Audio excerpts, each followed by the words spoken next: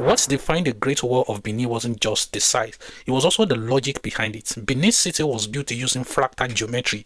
A fractal geometry is a mathematical pattern that repeats itself at every scale. The houses were built in a specific shape, the clusters of houses repeated that shape, the streets were laid out to repeat that shape again.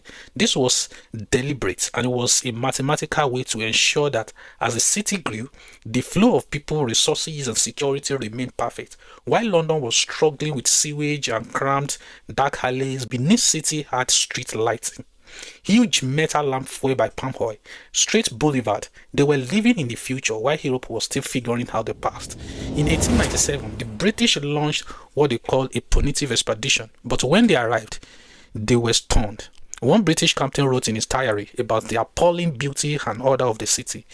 They saw the Benin bronzes, thousands of brass and bronze plugged with a level of detail and casting technology that European artists couldn't replicate at that time.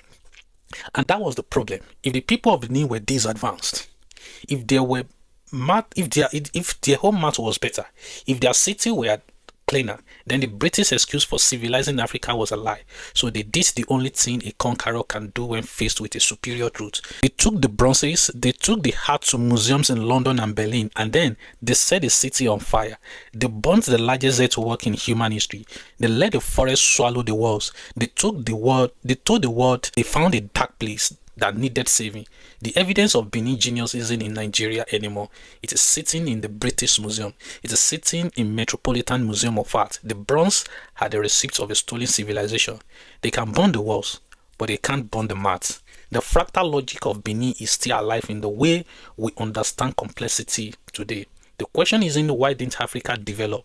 The question is why did the world try so hard to hide the fact that it's already had? This is Planet View. Stop looking at the map they give you. Look at the ground they try to cover up. I will see you on the next one.